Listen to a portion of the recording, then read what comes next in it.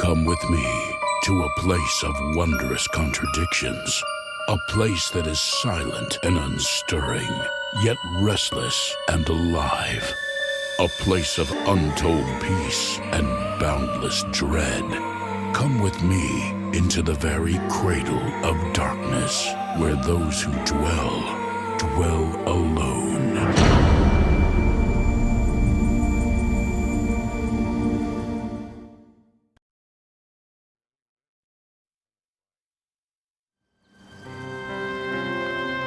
7 years ago, Madeline Penn graduated from nursing school, only to have her career put on hold when she was forced to care for her dying mother.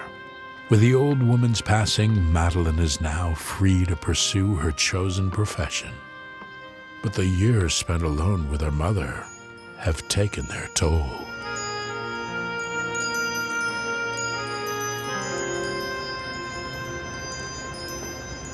Darlene. Well, who did you expect? I know, it looks like your mother's place. I almost expect to see her walk through the front door. Well, enough of the past. Come on. Mr. Hawks is dying to meet you.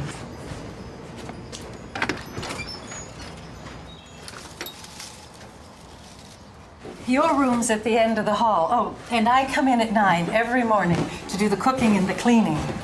Just like you did when you were working for Mother. I still don't know how I let you convince me to do this. The last thing you need is to be working for an old person again. I told you, I like helping people. Then why not work in a hospital? Even one of those retirement homes. Anything that's not quite so solitary. Shakespeare said solitude is the nurse of the soul. That's because Shakespeare never knew Henry Hawks. Henry? This is Madeline. Nice to meet you, sir. Now you be a good boy and treat Madeline with respect so she doesn't leave like the others. Is that understood? Can't he talk? Oh, not since the stroke. His ability to walk and feed himself were also affected. Unfortunately, the same can't be said for his libido.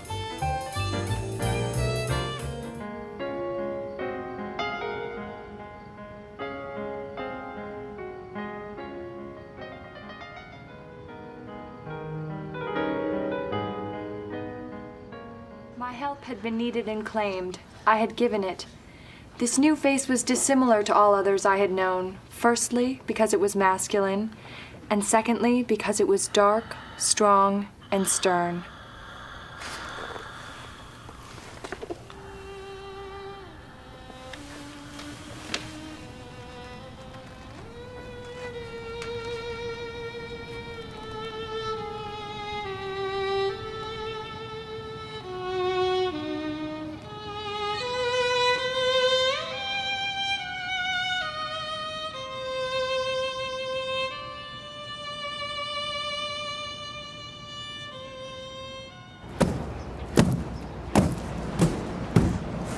A violin from next door.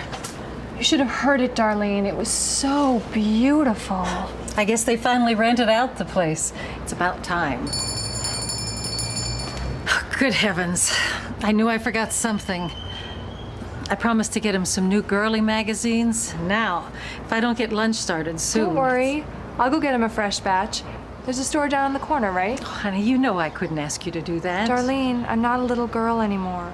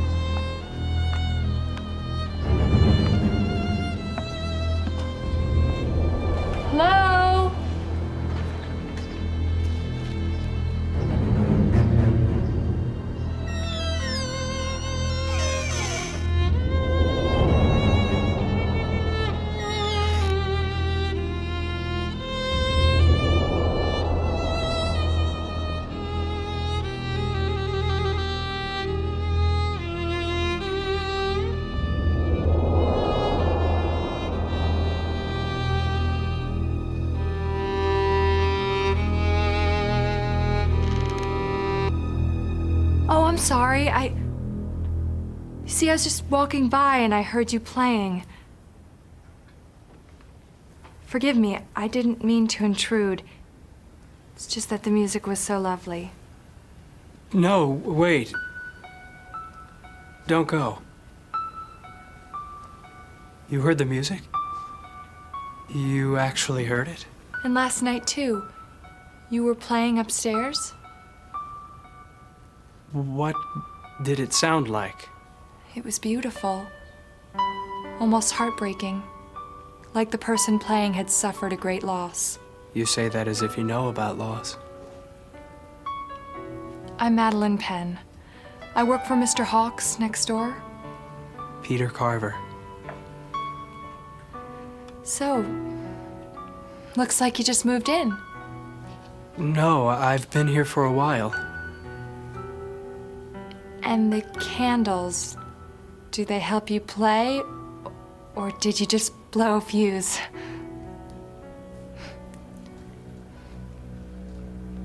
Your mother?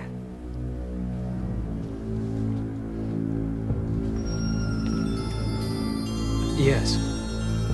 Does she live here too? In a manner of speaking. I also lived alone with my mother until she passed away 6 months ago. It's still hard for me not to think she's around.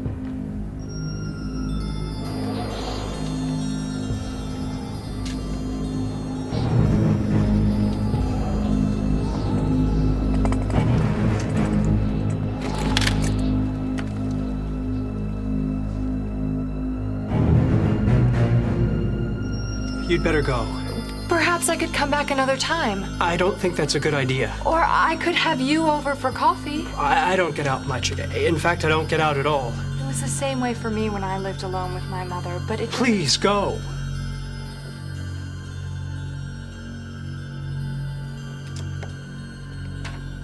It was nice meeting you, Peter.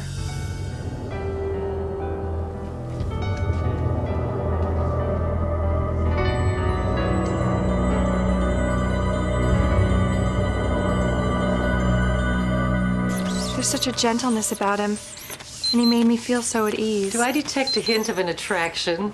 Don't be silly, Darlene. It's just a shame to see him cooped up in that old house with his mother. Did you say his mother?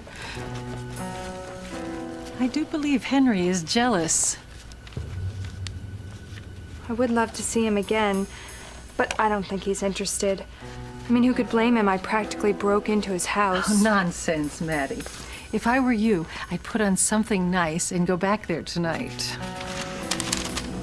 Oh, Henry, you naughty boy. I don't understand. Well, isn't it obvious? Apparently the old rascal wants you for himself.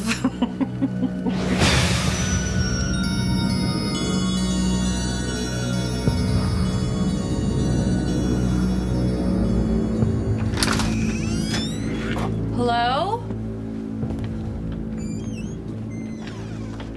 Peter?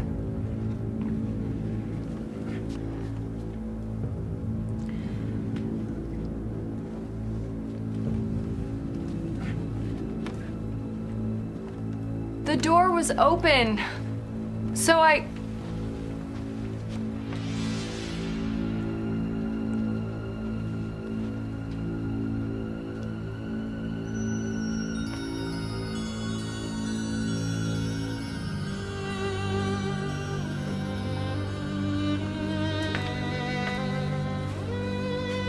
Peter, it's me. Madeline?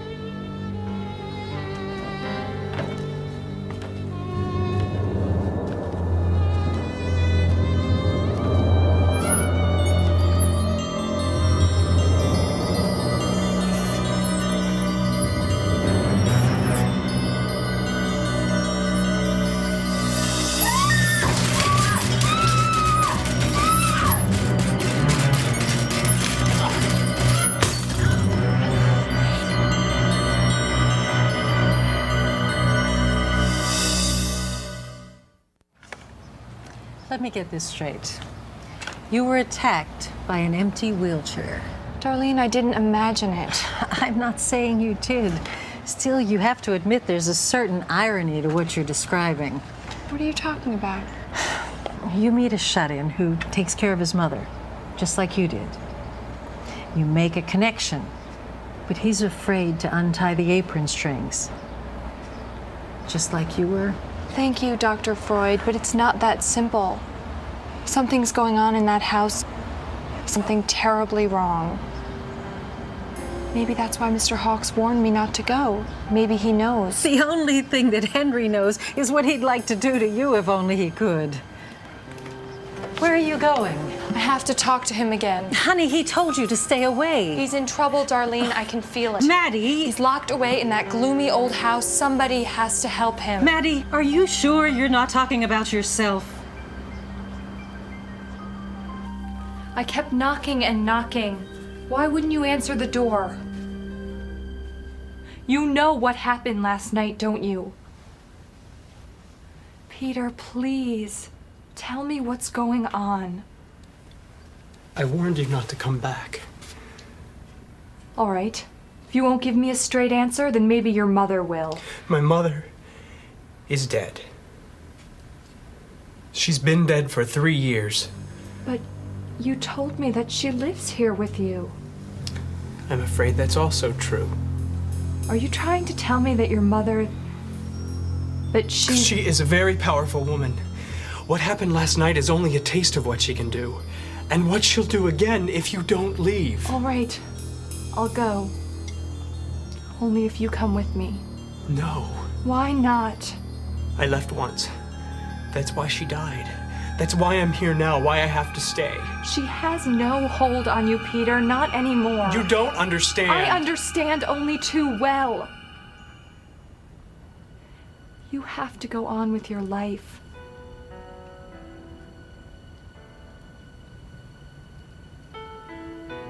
Why do you care so much?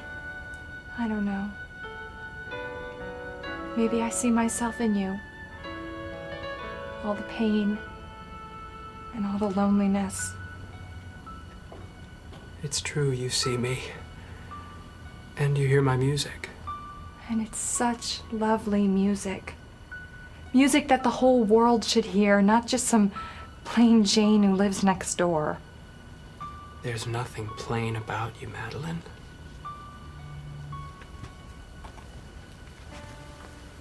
What are you doing? I want to show you how beautiful you are.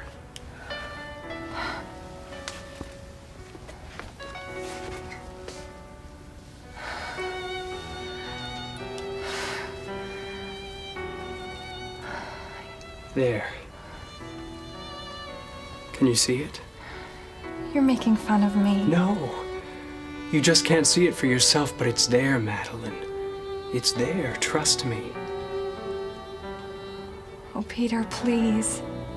Come with me. If only I could. You can. All you have to do is walk out that door.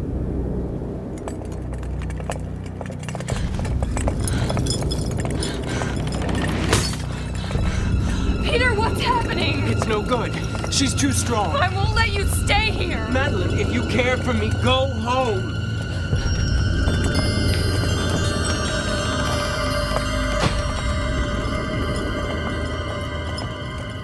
It's his mother who's keeping him a prisoner.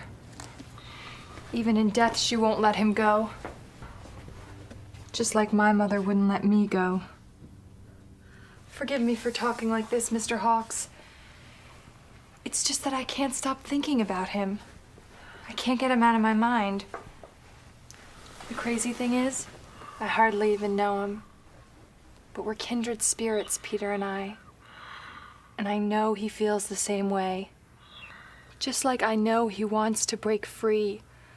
Wants me to help him get out of that house. It's mine, you hear me? Mine and mine alone. No one will ever take Peter from me. No one. Never.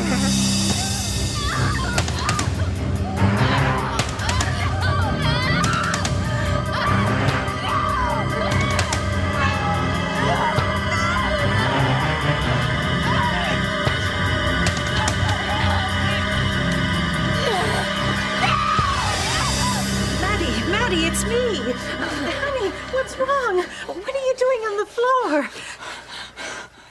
It was her. It was Peter's mother. Peter? The man next door, the one I told you about. Peter Carver. Peter Carver. Oh, Maddie. Peter Carver has been dead for 3 years. Why didn't you tell me this before? You only told me he was handsome and lived with his mother. If I had heard the name Peter Carver, I would have told you the whole story. What is the whole story? That happened before I started working here. Apparently, Mrs. Carver had been ill for a really long time, and Peter had been taking care of her. He started to feel trapped and decided the only way that he could have a life of his own was to leave. So one rainy night, he drove away. As fate would have it, he was killed in a car crash a few hours later. And what happened to Mrs. Carver? Peter told her he was going, but she refused to believe him. So instead of calling for help, she waited for Peter to come and give her her pills. And waited, and waited. And she died waiting. They found her a few days later in her wheelchair, less than 10 feet from the medicine that would have saved her life. That's why he can't leave her now. He blames himself. Maddie, I want you to go inside, pack your bag, and get out of here now. No! I have to help him break away. And then what? You'll walk off together in the sunset and live happily ever after? Honey, if he exists at all, it's only in that tomb of a house. I know what he's feeling. You saw me go through the same thing. Trapped and alone and afraid of the world. I can free him, Darlene, and I'm the only one who can.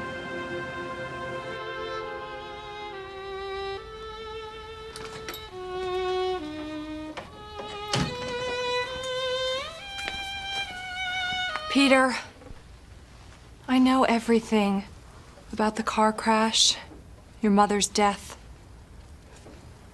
Then you understand why I can't leave. I understand why I can see you and hear your music. Peter, you helped me see myself for the first time. Now let me help you be free. But we can never be together. We will always be together. No, I can't. The first step is the hardest. Come on. Come with me, Peter.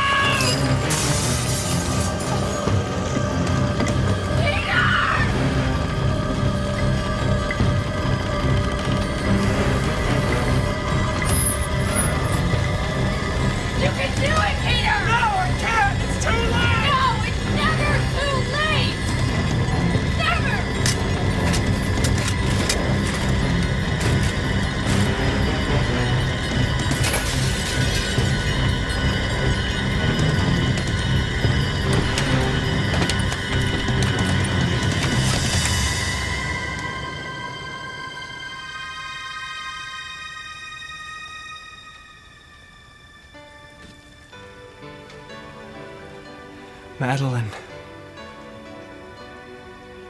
Goodbye, Peter.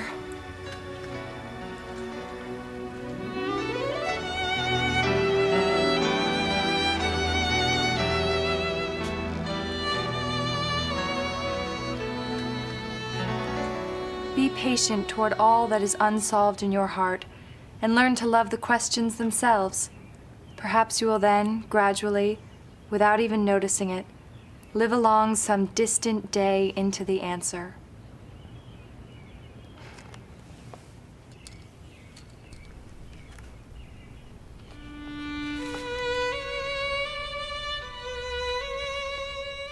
Only in solitude do we truly find ourselves.